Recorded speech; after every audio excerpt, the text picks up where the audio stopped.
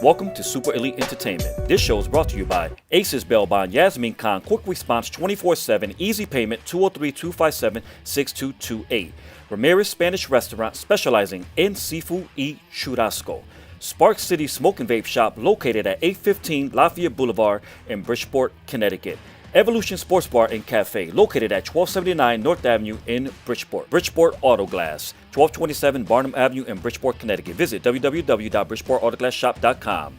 And finally, Moran Insurance Agencies, protecting your future. Call 203-864-6232 or visit www.moraninsuranceenagencies.com.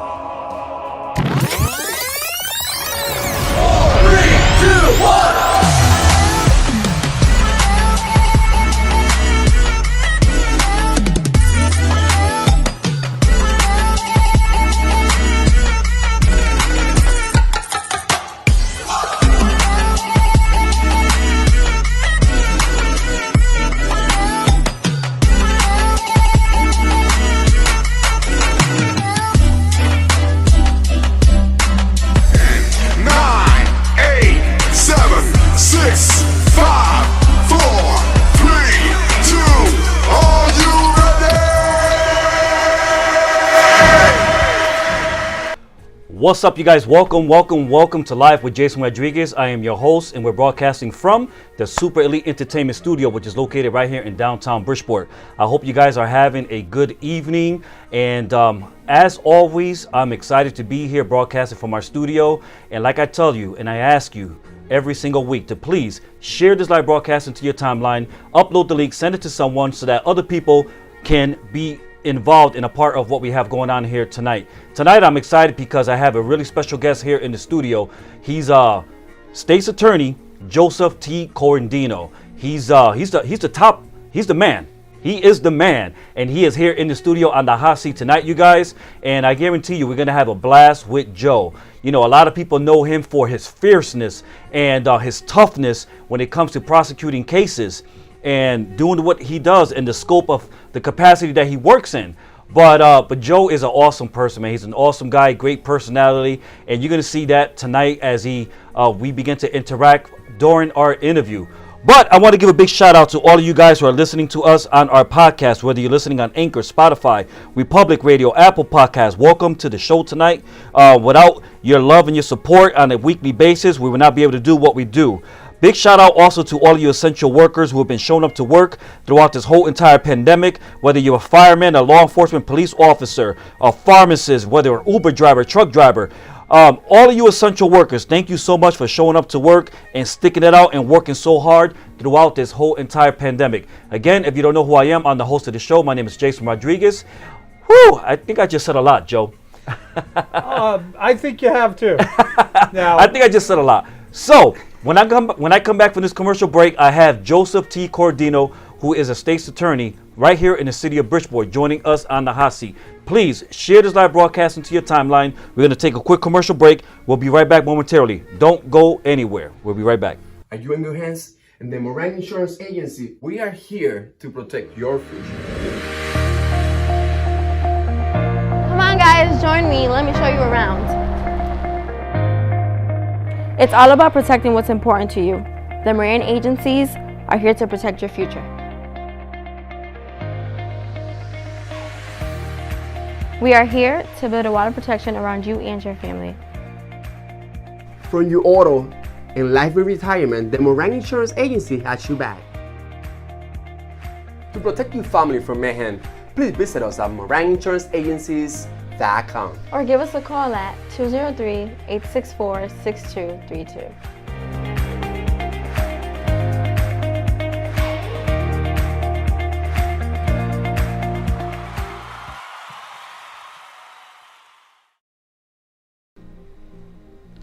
All right, you guys, and welcome back to Live with Jason Rodriguez. Again, you already know where we're broadcasting from, the Super Elite Entertainment Studio, which is right here in downtown Bridgeport.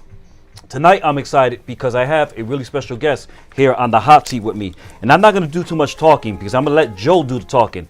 Joe is a very talkative person. He teaches at Housatonic Community College. He is a prosecutor. Every time he speaks, his words have to convince the jury, right? So I guarantee you that his words are going to be very, very convincing tonight. But again, Joe is the Judicial District top prosecutor for the Fairfield County Judicial Division, right here in the city of Bridgeport. Correct me, Joe. Yes. It's okay. I'm the state's attorney for the Judicial District of Fairfield. Fairfield County. And that takes it, not the whole county. Uh-huh. After in the late 70s and early 80s, Fairfield County was divided into 4 districts. And so what had been historically the Fairfield County seat here in Bridgeport retained 6 towns. So we have Bridgeport, Stratford, Fairfield, Trumbull, Monroe, and Easton. And those are the 6 towns that are part of our judicial district that I have responsibility for. Now, I want to correct you, though, about something, Jason. Now, we've known each other for a very long time. Oh boy, I knew this was gonna happen. And you said in your introduction that I was fierce. Yes, you are fierce. And you absolutely know that I am a complete pushover. You're fierce, and the reason why I say that is because, first of all, let me just throw it out there. We've been knowing each other for years. You were my professor in college, right? Yes. Yep. You used to correct my papers. You were fierce with your grading system. All right. You had no problem fiercely giving me a D. Yeah, you had no problem giving me a D every time, and I would try to sweet talk you, hey, Joe, I'm going through a situation. I'm struggling. I did my best. Maybe can you just bump the grade up a little bit so that my GPA can stay up and not down? But you fiercely responded, no, get it right next time around. Well, you know what, though?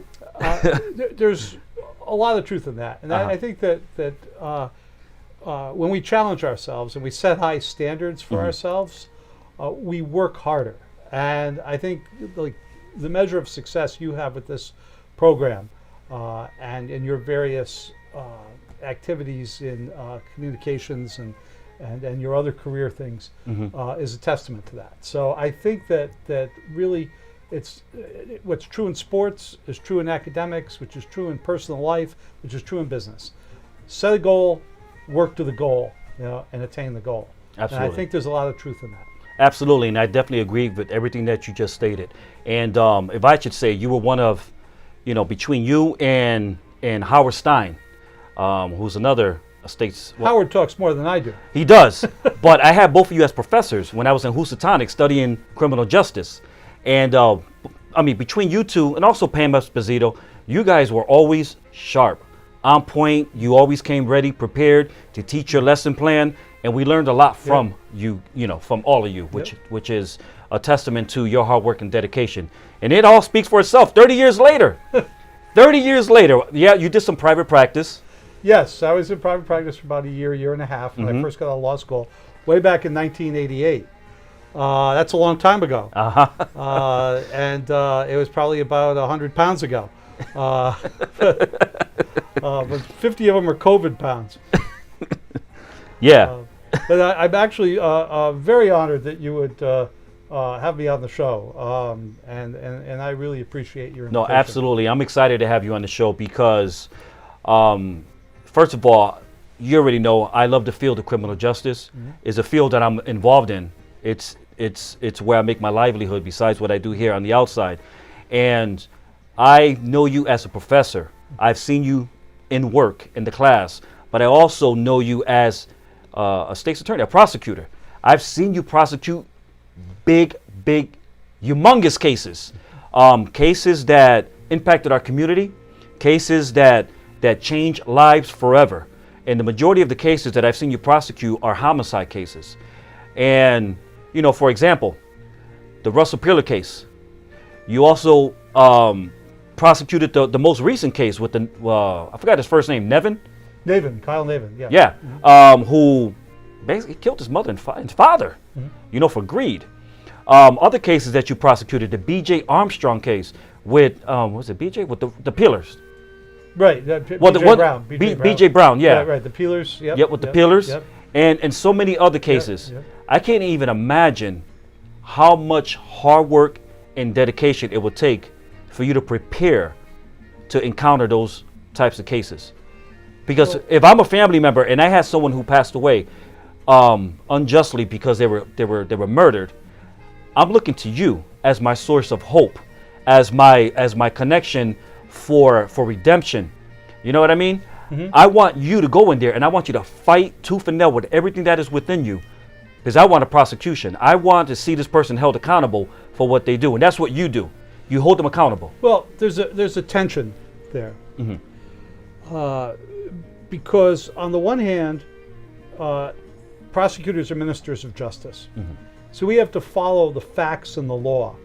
And sometimes the facts and the law don't take us where the victims want to go, or even where we want to go, because sometimes we know that there's something that's really, really wrong, but we're prevented from doing something about it because we don't have the law on our side, or we don't have the facts on our side.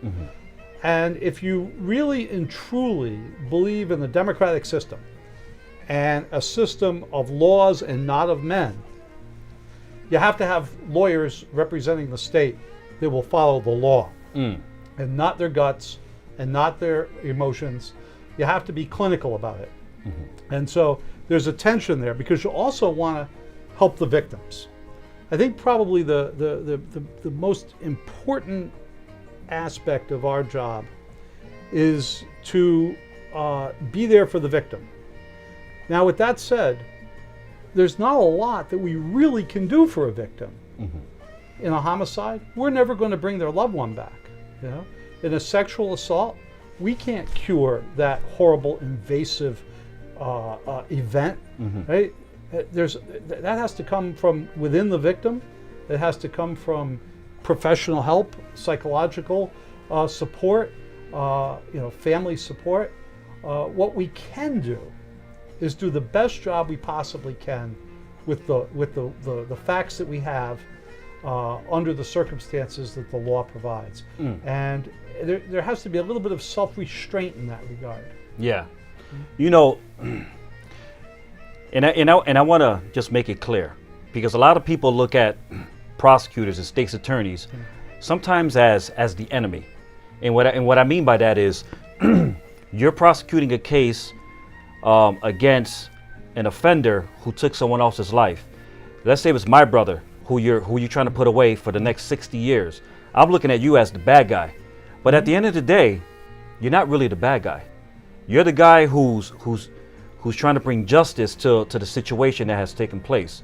So, I mean, the reason why I'm throwing that out there is, have you ever felt that type of tension and approach from the other side? I think I've never seen myself as a crusader. I try to give it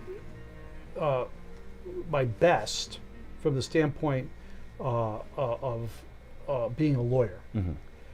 In the same way that if I were competing in a sporting event, I try and give it my best. Right? But I have to keep my professional judgment about me. So I've had cases where a person has produced an alibi, a really good alibi, and I've thrown the case out, even though the complainant says that's the person that did it. Well, I can't win that case. So ethically, how do I put a man on trial if I don't have the evidence to convict him? I can't do that ethically. First of all, it's against our rules of ethics. And second of all, I have to get up in the morning and shave this face. And I have to look at that guy in the mirror. And if I don't like the person I see there, how can I go and do my job? And when I come home, how can I be a father and a husband?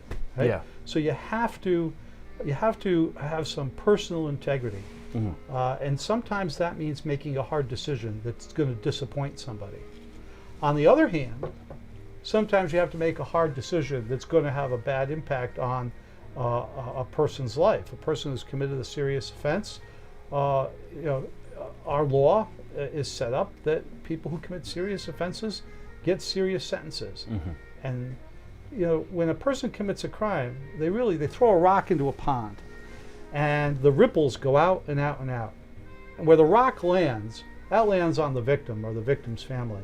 But those ripples go out, and the next set of ripples wash over the boats of the defendant's family.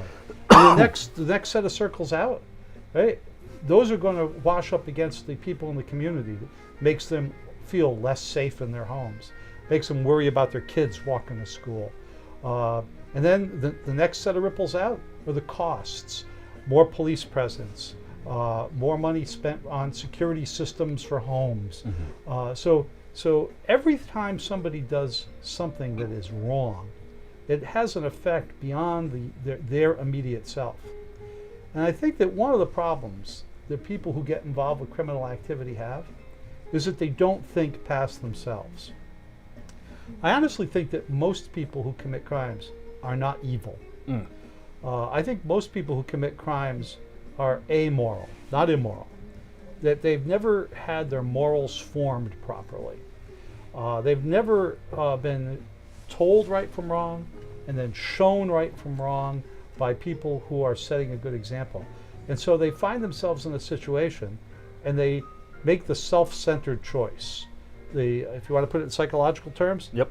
It's the id that drives them. If you want to put it in theological terms, it's pride, the first of the 7 capital sins, right?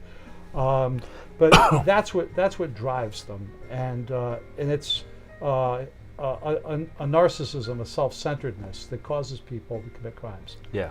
I think that there are very few people who are truly evil, but those who are really dangerous. The serial killers, child molesters, people like that. But most people that get involved with the criminal justice system are not people who are in some way depraved. They're probably more deprived and deprived of the good things that you and I have. You know? Absolutely. And when I look at you and the capacity that you work in, and I've seen you in action, I've seen you prosecuting some amazing cases. And the reason why I got the opportunity to be a part of some of the trials you have carried out is because I used to be a marshal at the courthouse. So you and me, we have a pretty lengthy history with each other, just saying, Joe. And so I had you as a professor. I was able to watch you work in the capacity of a prosecutor, prosecuting big cases. And as I'm sitting there watching you, like I said, you're fierce. You come always ready for the challenge. You do your homework, you do your research, you make sure that you have all the facts, all the evidence, which is most important out of everything else. And you show up and you do what you do. You communicate effectively with the jury, with the defense attorney. You communicate effectively with the judge, which is also really important. But as I'm watching you working in that capacity, I say to myself, how do you put your emotions aside, knowing that this guy is about to get 60 years to life? I mean, how do you separate your mind and your emotions from what's just and what needs to be done? Well, I think that's why in our system, at the end of the Middle Ages, we began to get away from private justice. And our system has evolved to the point where we have professionals.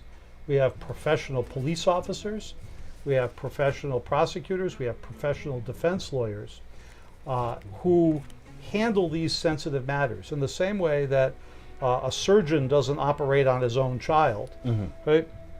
We wouldn't handle matters for people who are close to us because we don't have the right perspective. We don't have that clinical detachment. And I think that it's important, while we respect the victims and we respect the people who are accused of crimes as well. We respect opposing counsel. We have to be clinical and detached. And so I think that that's the essence of being in a profession. We don't we don't invest too much of our heart in it. It's more of our head. And that way we can stay clear.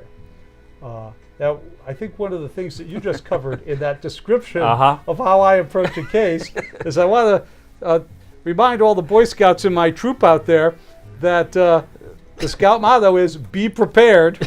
And you just heard Jason talk about that. Absolutely. The essence for doing any job well is to be prepared. Absolutely.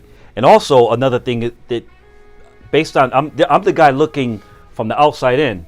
I noticed that you also have to have an amazing working relationship with law enforcement, Bridgeport PD, Fairfield PD, all the different police departments, throughout your jurisdiction, throughout your area you cover. How important is that to have a working relationship with all these officers who are out there collecting all this evidence and data that you're going to be utilizing to convict someone? I think it's crucial. I think, and I've taught this in my writing for law enforcement class, is that the law enforcement officer who responds to a scene or a detective that is investigating a case are the eyes and the ears of the prosecutor. And if they don't collect the information or the evidence at a point where, while it's there and available, then we're never going to have it. We won't make good cases. And we also won't exonerate the innocent. Because our goal is to not just convict the guilty, but is to make sure that the innocent don't get convicted. And so by collecting all the information, it's really crucial. So I think it's important to have a good relationship with the police departments. I think that I do. And when I assumed office last year on the 1st of May, the first thing I did was I went out and I met with all the police chiefs in this district. And most of the time with their command staff as well. So the Detective Bureau supervisor, the patrol supervisor, and I told them I have an open door policy. And I assigned a prosecutor from my office to each police department so they have an individual point of contact so that they can go to that person 24/7 if they have an issue. And then for homicides and more serious cases, it's a direct line to me. All the police departments have my cell phone number, and I've made it a policy since I took over to go out to the scene of every homicide. That was my next question for you. Yeah. Because I know, you're not just the type of state's attorney that's sitting behind your desk and just standing in front of the judge all day. You're actually showing up to the crime scenes. I think I may have told you in the past that yes, I have actually climbed onto the roofs of buildings. Yeah, you have. You have, and I remember back when I was a lot more agile. Yeah, and I think you had like a little cop car, right? At one time, something that looked like a law enforcement car. Was that you, or was that Stein? I had a Crown Victoria. Yeah, Crown Victoria. It was not a cop car. Well, it looked like a cop car. You made everybody feel kind of uncomfortable when you came through the neighborhood. You know what I mean? But I have actually climbed onto the roofs of buildings just to get a view of the crime scene from above. Wow. And I don't do that very much anymore. But you do show up to the crime scene. Now, you mentioned something while you were speaking about collecting data and making sure that evidence is collected at the moment, at the given time. So is that why you show up to the crime scene, just to make sure that maybe to be that second set of eyes where? Well, no. I stay in my lane. Okay. And that's another thing that lawyers.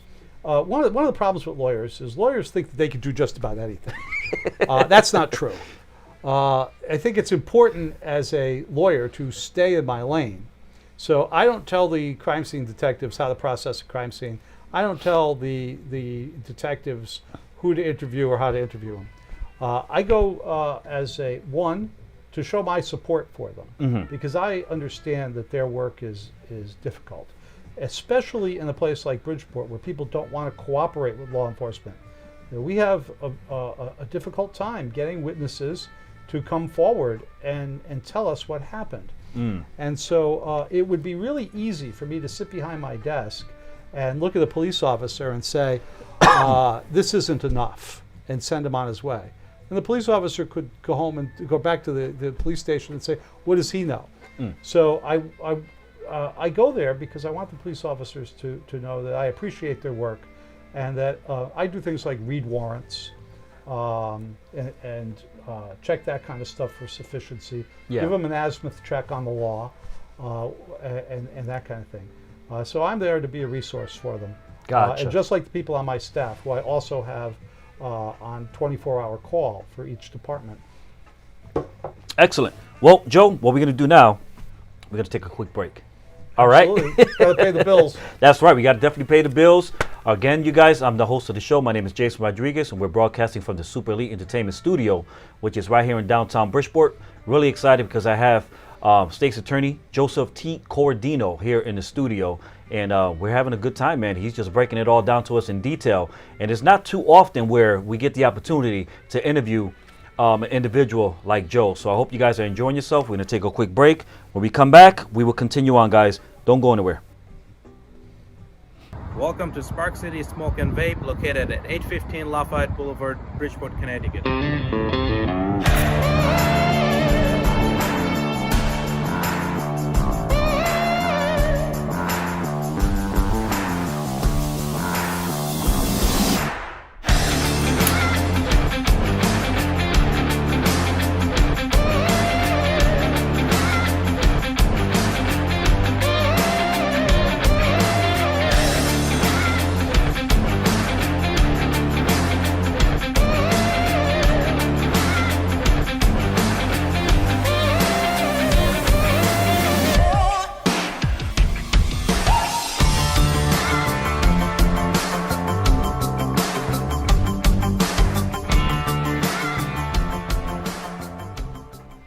All right, you guys, and welcome back to Live with Jason Rodriguez. Again, I'm broadcasting from our studio right here in downtown Bridgeport, and I have State's Attorney Joseph T. Corradino here on what we call the hot seat. Joe, is the seat, do you feel a little bit of heat? I mean, I know you're used to communicating and talking, but you feel a little heat?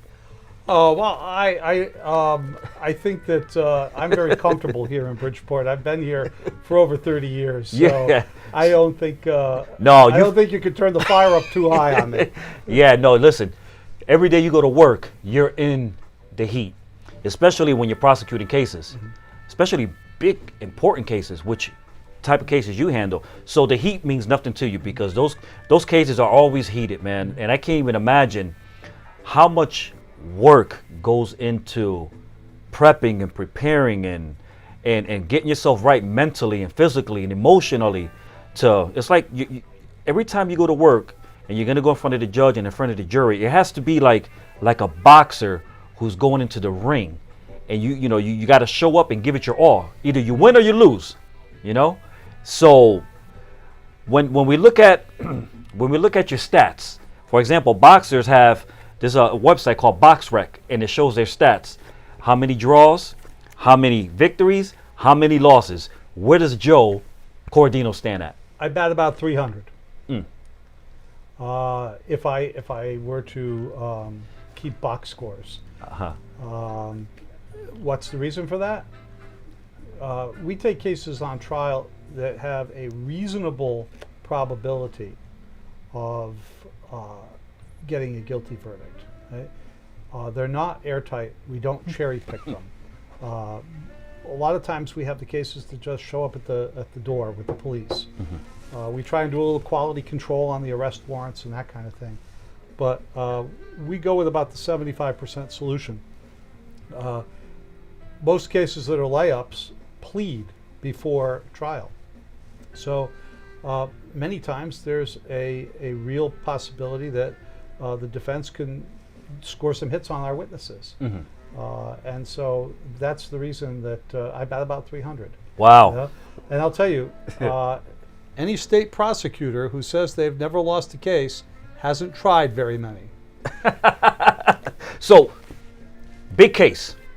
You work your ass off to, I mean, the goal is always to come out victorious. You want to win. You want to win. The verdict, the jury, not guilty. What does that do to you? Well, two things. One is that I have to still talk to the victim. And so I have to be prepared to explain what happened to the victim, to let them understand that we don't always win. It doesn't always happen. On a personal level, I don't take it personally. Just like I don't take a win personally. I have never convicted somebody and gone back to the office and high-fived anybody in the office. In fact, I usually take about 5 minutes and I go into my office and I just stay there by myself and decompress. And the reason for this is that when the jury comes back guilty, all we've done is proven beyond a reasonable doubt that something really bad happened. I try to stay on an equilibrium when I have a guilty or a not guilty verdict. So that's really kind of how I approach it. Wow. That's pretty intense. I mean, especially the part where you said after you get that guilty verdict, you go and sit in your office and you take it all in. It's like you're driving yourself back home, you know. And I know I'm relating your job to a boxer. No, it's a pretty good analogy. Yeah. Because there is a sort of back and forth, a combat, sort of a ring, if you will. And the only way that you're going to win is if you are prepared. A boxer goes in and he trains. He just doesn't walk into the ring and start punching. And if you do, you're going to get knocked out. Yeah. If you don't prepare, yeah. You know, I mean, anybody who knows me knows that when I walk upstairs with multiple 3-ring binders, the first one's going to contain a 5 or 6 page typed outline of where we're going. Wow. You know? So, you know, I think that that's how we approach it. Wow, that's awesome. And you know, I'm sitting here and I'm just thinking about way back where, and I share with you briefly, you know, I'm thinking from a victim's perspective, a victim's mindset, where when I was 9.5, my father was murdered here in the city of Bridgeport. And the person who committed that offense was on the run for 8 years. After he got caught, he was prosecuted. I sat through the whole trial. He was convicted. He was given 25 years. And then he was on the run for 8 years. And then he served 8 out of the 25. And then he had a heart attack and he died.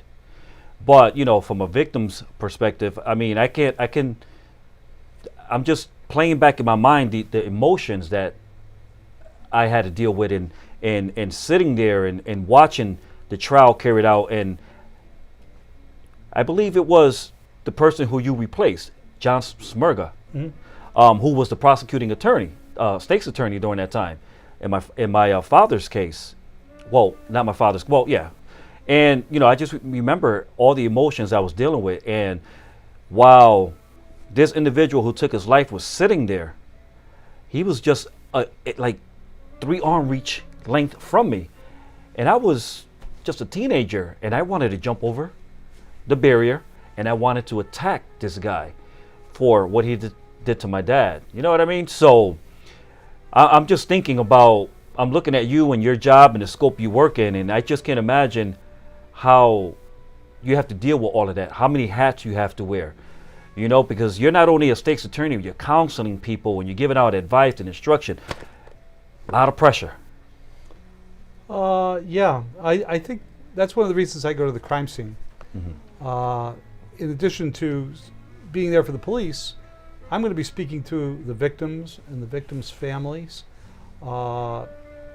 And I thank God that I haven't gone through something like that in my life. But on the other hand, I want to be able to say to the people who have gone through this, I understand, I was there.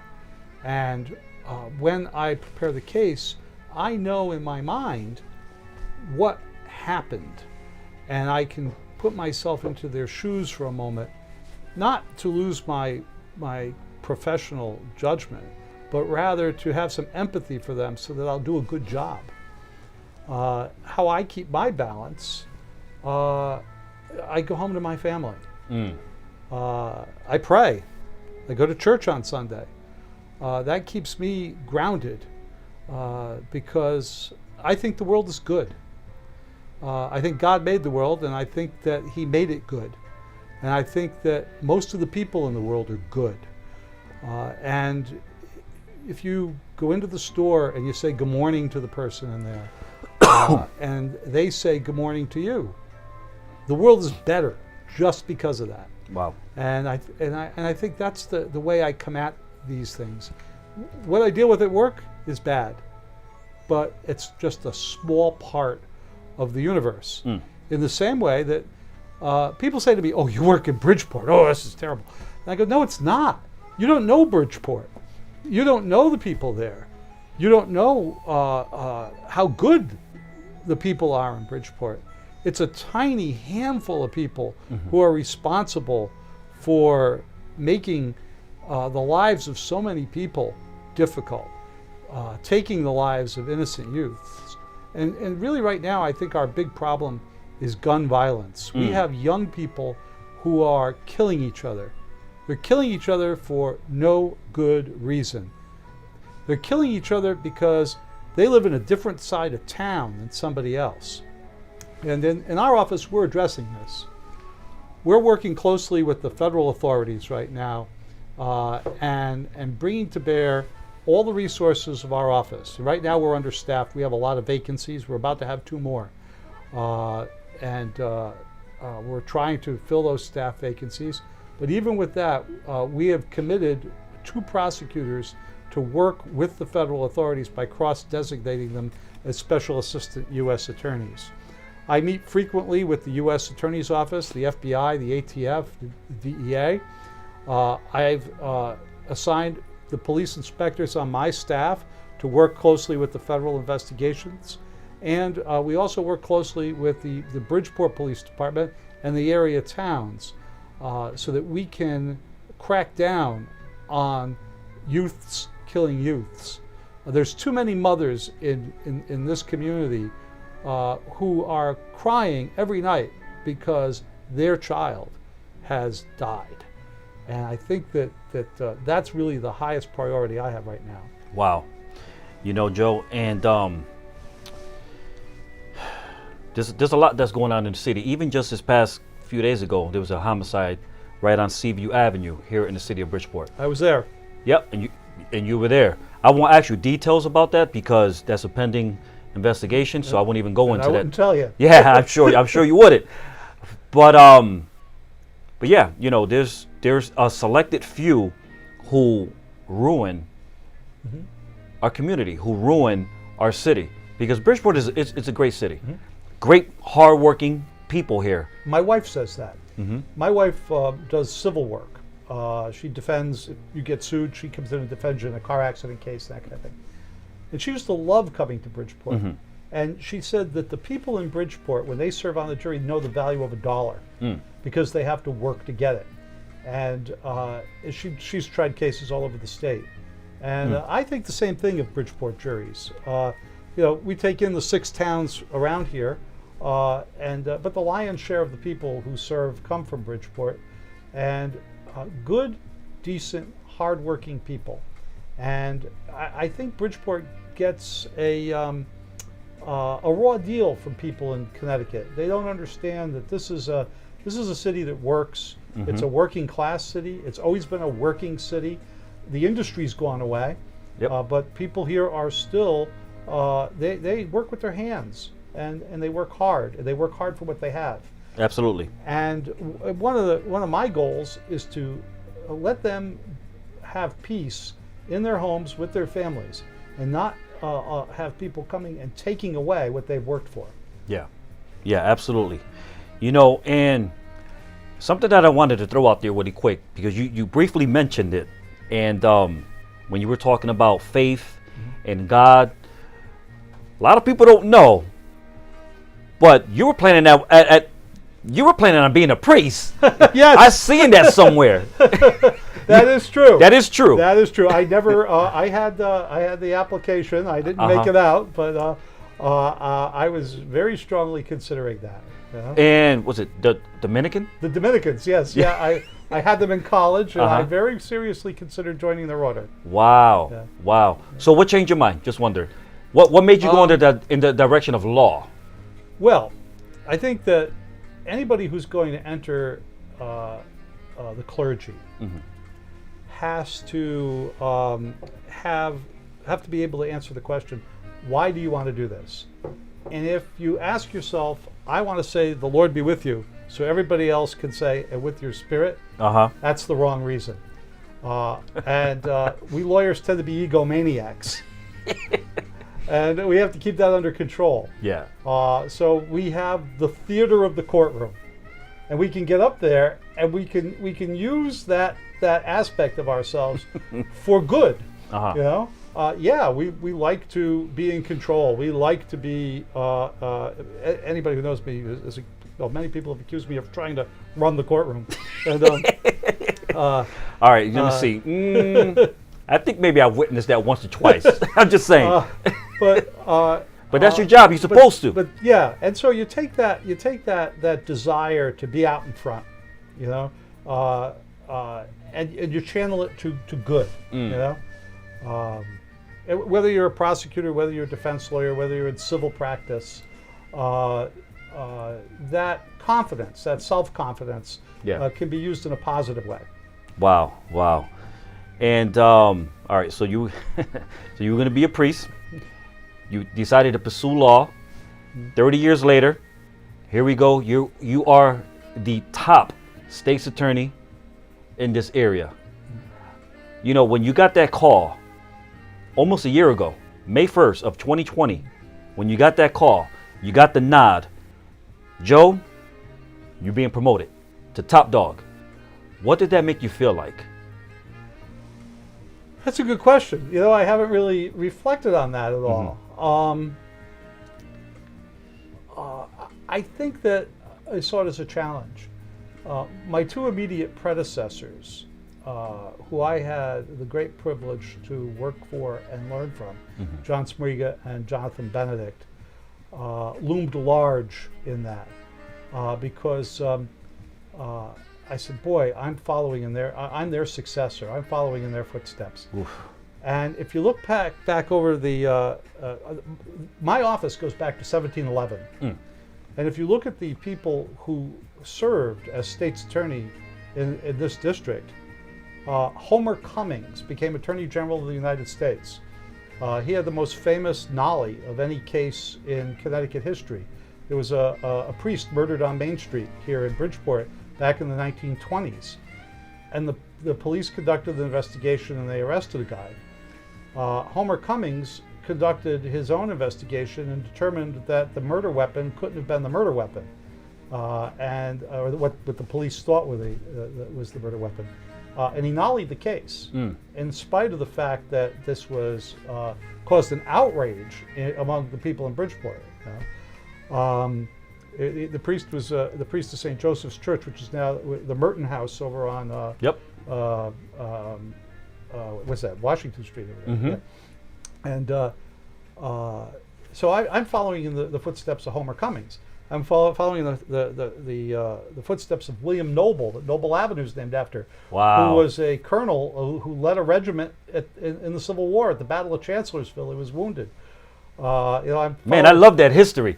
Yeah. See, right now you're talking to me like if you're standing in front of class at Housatonic, teaching history of criminal justice and all that. But yeah, keep going. I'm following in the footsteps of Goldsellick Silliman from Fairfield, who was a general in the American Revolution. Wow. He went from being the last king's attorney for Fairfield to being the second state's attorney because he was a POW in between, and Jonathan Sturgis took his place as the first state's attorney. So I'm thinking like, wow, me, Joe Corradino, the first Italian ever to be state's attorney for Fairfield. And you know something? And I'm following in the footsteps of these guys. Yeah.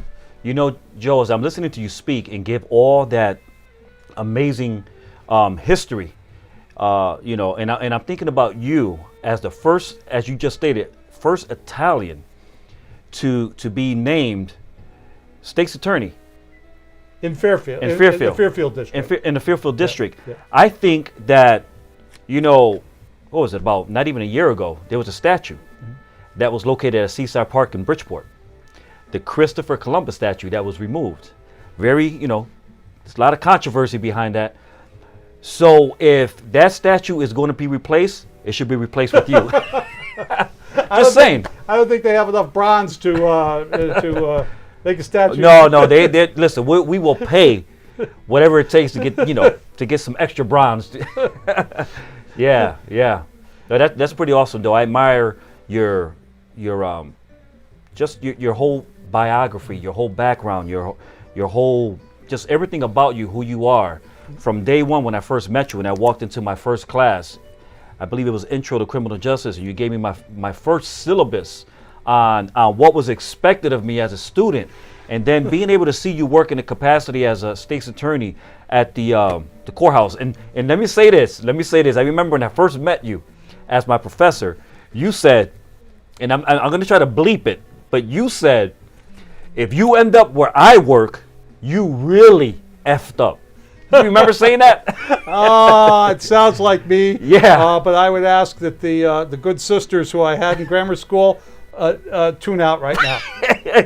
No, but that always stuck with me. That was years ago that I had your professor. You said, if you end up where I work, you really effed up. And that's the truth, because that's where big high-end cases are dealt with. I have a quick question for you. Sure. What was your most challenging case? I think actually it's still on appeal right now, so I don't want to go too much into it, but I can tell you it was State versus Jermaine Richards, because we didn't have,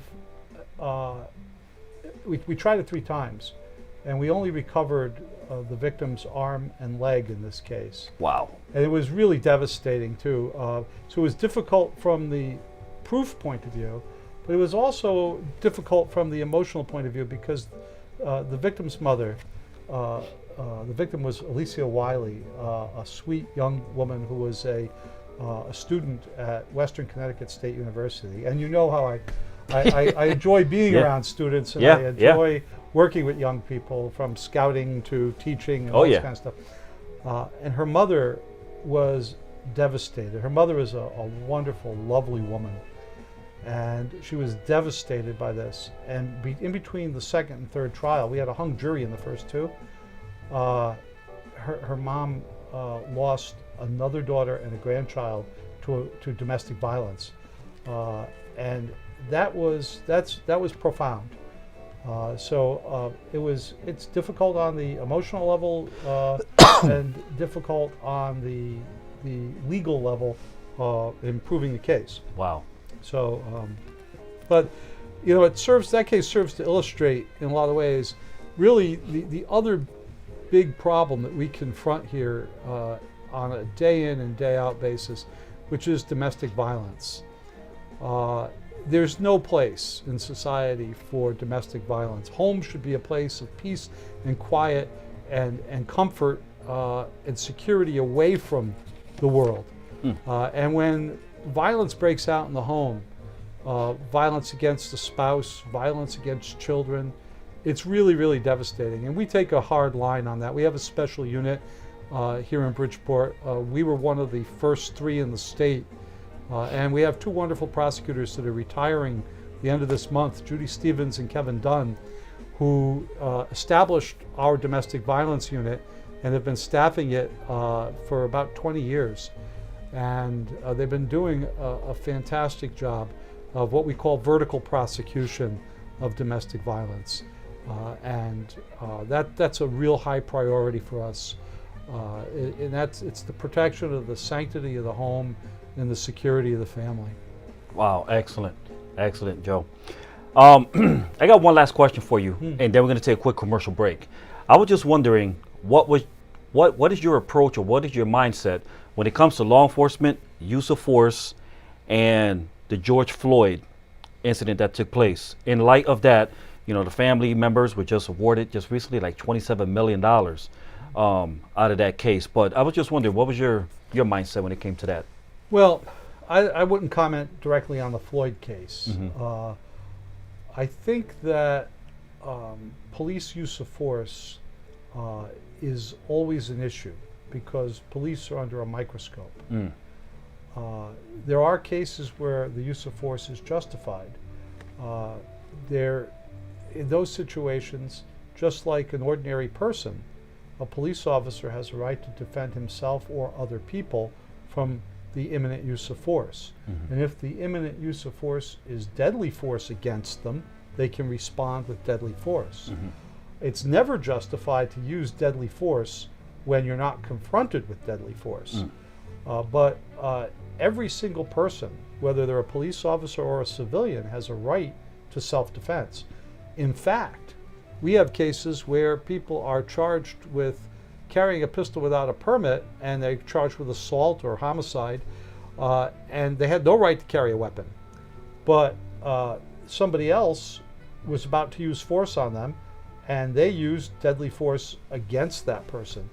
And they prevail on a self-defense claim, even though they get convicted of carrying a weapon because they weren't authorized to carry a weapon. Mm-hmm. So even a person with a criminal background can use deadly force to defend themselves from deadly force. Yeah. So I think that's an important thing to understand. Excellent. Love your response. So we're coming to the part of the show where we're winding down. We're about to conclude. We're about to end pretty soon. So 2 things I want to do. First of all, I want to give you an opportunity, Joe, to speak directly into the camera. If you were to give out final words or some advice to someone that's watching right now, what would that be? With respect to the criminal justice system? With respect to just yeah, exactly. I mean, Oh, okay. yeah. I think that the criminal justice system in this country is the best in the world. We use the jury system more than even England, where we got it from. I think that for the most part, we can trust that the verdicts that we obtain are fair and honest verdicts. We need people to serve on juries.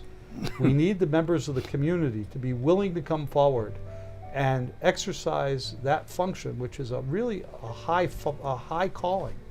We need people to come forward to assist the police in solving crimes. We have a lot of crimes that are unsolved because we don't have witnesses that will come forward.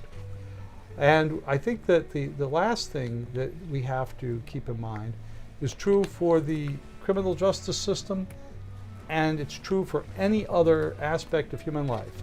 And that is, do unto others as you would have them do unto you. Excellent. Well said. And thank you so much, Joe. Thank you, Jason. We're Thank not you for done. having me on. Oh, no. We're not done. We're not done. Because I got to hit you off with what I call the shotgun questions. Okay. All right? All right. But before we jump into the shotgun questions, someone on here is asking a question. Bruni De Leon, and she's one of our big supporters of the show. She's asking, Joe, what was the proudest trial you have successfully prosecuted? The proudest. The proudest. That's a hard question because I try not to let ego and pride interfere with doing what's right. I think, and this isn't a weasel answer or a lawyer answer, I think I'm always proud when I do the best I can. And I take whatever verdict the jury hands down because that's the system that I agreed to participate in. Excellent. All right. Well, Bruni De Leon, there's your response. All right, Joe, we're going to take a quick break. When we come back, I'm going to hit you off with the shotgun questions, okay? Okay. All right, you guys. So I hope you've been having a good time, a good evening, and a blast with Mr. Joseph T. Corradino, who's a state's attorney from right here in the city of Bridgeport. We're going to take a quick break. When we come back, we're going to hit them off with what I call the shotgun question, guys. Don't go anywhere. Hi, welcome to Aces Bail Bonds. Do you need information regarding bail bonds and the bail bond process? Contact us at Aces Bail Bonds, where we are happy to give you a free bail consultation. You are in capable hands with our reputable agency. For fast, reliable bail bond service, get out of jail fast with Aces Bail Bonds. You can save time and money by calling ahead. We'll have the forms ready for you, with everything handled privately, discreetly, and confidentially at our office. For fast, reliable bail bond service, call Aces Bail Bonds now.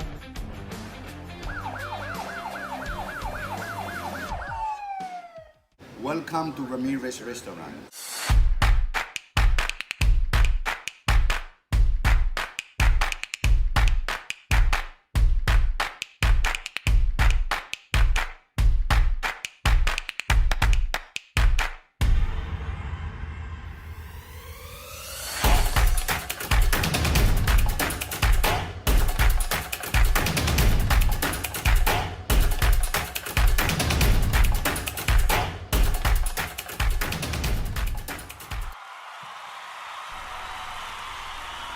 All right, you guys, welcome back to Live with Jason Rodriguez. Again, I'm here with Mr. Joseph T. Corradino, State's Attorney from Bridgeport. And Joe, I hope you had a blast tonight. I did. Thank you, Jason. Yeah. Ready for the shotgun questions? Absolutely. All right, so here we go. Simple questions I ask everyone that comes on the show, and sometimes they're hard to respond to. What's your favorite song? Brown Eyed Girl. And if I have a pop too many, I sing it. Wait, so you know how to sing? No, that's why I need a pop too many. Well, you know what? Dang, I should have had a couple of shots here and a couple of drinks ready for you. Darn it. Favorite movie? Casablanca. Nice. Yes, and you know why? The police chief at the end says, "Round up the usual suspects." It's a great line. All right. Favorite food? Pasta. Pasta. In any form. Okay. Have you ever been to a Mici's restaurant in Shelton? No, I have not. One of the best Italian restaurants around. Matter of fact, I want to take you there one day. Okay. All right, we're going to plan it. Absolutely. It's on me. Well, we'll split the check. I'm a public official. All right, so I got to take the. You heard it here first. I got to take back the "it's on me." So we're going to split the check, but we're going to go. It's going to be me, you, and George. Yep. All right, here we go. What's your favorite sport? Baseball. Okay. And what team might that be? The Red Sox, and that's because my wife says I have to like them. Really? The Red Sox? Yeah. Wow. You can get clam chowder in April in Fenway Park. That is true. That is true. Actually, Fenway Park is a good time, man. I've been there once, actually, but I had a blast. And I got hit behind the head with a drink because I don't know. Because it's Boston. Because it's Boston. Yeah, it's like what the hell? Beer all over me. Favorite car? My favorite car, a 1967 Ford Mustang that was mostly Bondo that I drove when I was in high school. Really? Yeah. You know, I'm laughing at my buddy right here because I mentioned that we're going to go to Mici's, and me and him go to Mici's quite often. Business owner owns a business here, a whole bunch of different businesses, and he's saying, "Let's go right now." Well, I just had dinner at Avucella down the street. That's right. Which is phenomenal Italian food. Yep, it is, and that's like what, just a few steps away from. It is indeed. Yeah. Yes. From our door here. Yeah, but check them out, Avucella's, right? Mm-hmm. Excellent place. I love Italian food, by the way. Tell Pasquale that Joe sent you. Yeah, look at that, Pasquale. You just got a free plug-in.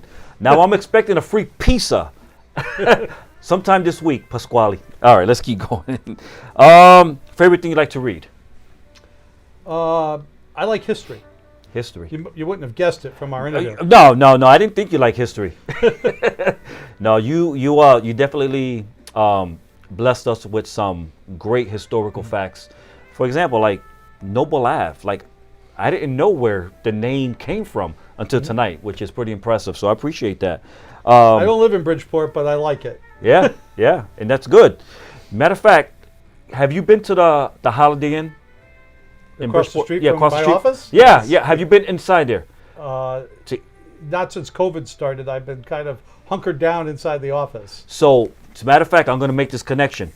A good friend of mine named Giovanni Alvarez, he's actually a co-host with me on the show. We do a show every other week together. But he works there.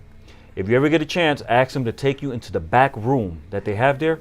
They have, I want to say about maybe 40 old antique pictures of the city of Bridgeport. Will blow you away. Right across the street from where you're at. Holiday Inn, they have all that there. So check it out if you ever get a chance. I will. All right, Giovanni. So make sure that you take care of Mr. Joe Corradino when he goes down there. He's watching right now, by the way, just to let you know. So he's going to be looking out for you. Favorite thing you like to do?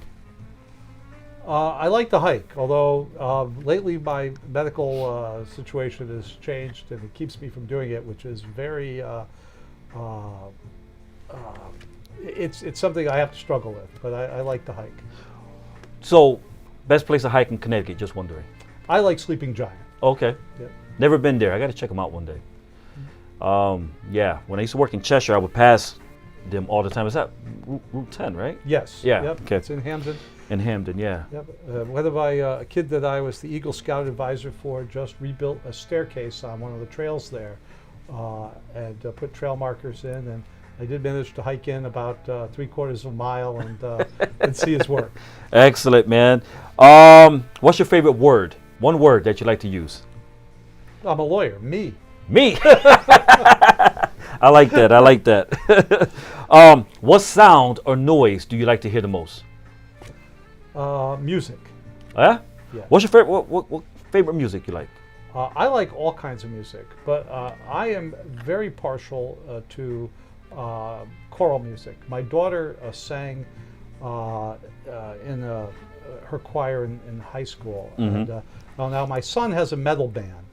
Metal bands are kind of far down on the list. As a matter of fact, we were having a conversation earlier. We're gonna see. Get him on the show. Yeah, we're gonna get him on the show. We got the whole space here. We're gonna set them up, and they could connect to the sound system, and we can have a concert right here. I actually named the band because he and his buddy have a tendency to attract odd female characters. And I said, you two are Magnets for Maniacs. And so, folks, check out their YouTube channel, Magnets for Maniacs.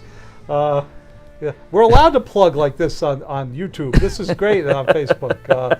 It's not like we're subject to the FCC. No. I mean, listen, this is not CPTV. This is not News 12, News 8, or anything like that.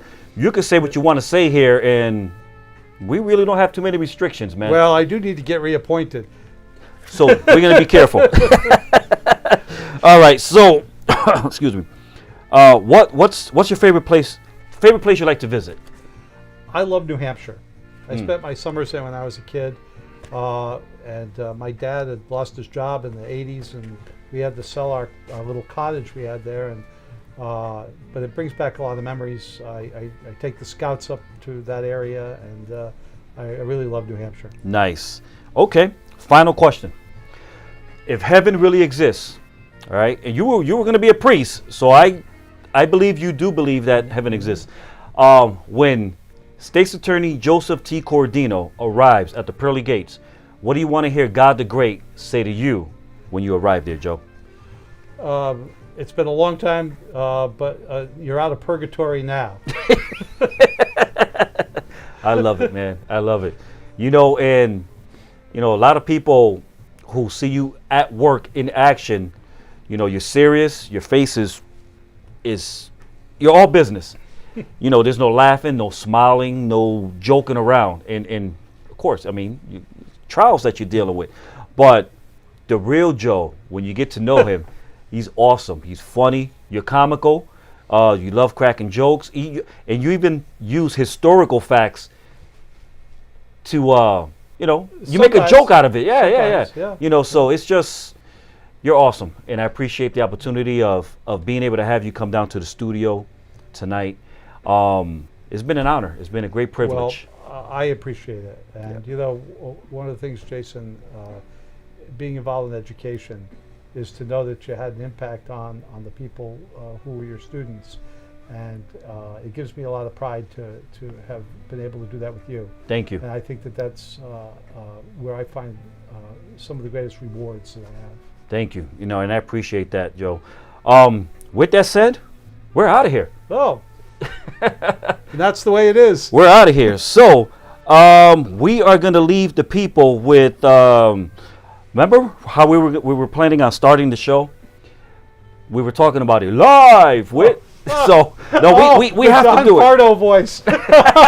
we at this point we have to do it. We have to give them something. All right. This is a running joke with, like I said, with my scouts. So you want the Don Pardo voice? I want it. Okay. I want it, and that's how we're going to end the show. I think I'm going to be your announcer. So. All right. So let's put the camera on you. Here we go. And live from Bridgeport, it's Jason Rodriguez. Hey. And now the crowd is, giving me that beautiful applause. Joe, thank you so much, man. It's been an honor. Thank you. I appreciate it very, very much. And you guys, thank you so much for tuning in tonight. As you know, there is a show that I do each and every Tuesday nights at 8 p.m. I try to bring to you the best influential interviews from throughout the state of Connecticut. For example, like you've seen tonight, I have Mr. Joseph T. Corradino, who's one of the hottest state's attorneys right here in the city of Bridgeport. He's been here for over 30 years working in that capacity, and now he's the top state's attorney. And it's just a great honor to be able to have him here in the studio. So Joe, thank you so much for coming down to the studio, and I wish you nothing but great success in your new promotional capacity that you're working in, Joe. And I'm going to come looking for you. I'm going to come looking for you because I might need a warrant signed off on at some point.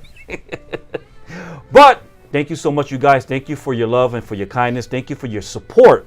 If it's not for you tuning in each and every week, I will not be able to do what I do.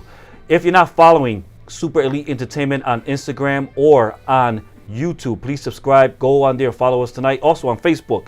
If you know someone that should be featured on our show, someone that's influential, involved in the community, please go on to our website at www.supereliteentertainment.com. Use the link on there to reach out to me. Send me that person's information, and I guarantee you that I will bring them here into the studio and will feature them on one of our episodes. With that said, I am out of here. It's time for me to go and eat. I might show up at Mary Canteen. I don't know, Joe. I'm in the mood for a hot dog and a burger. Yep, I'm going to go and get that tonight. That's what I'm going to do. No dieting over here. You guys, God bless. Have a good night, and we will do this again Tuesday at 8 p.m. Take care, guys. God bless.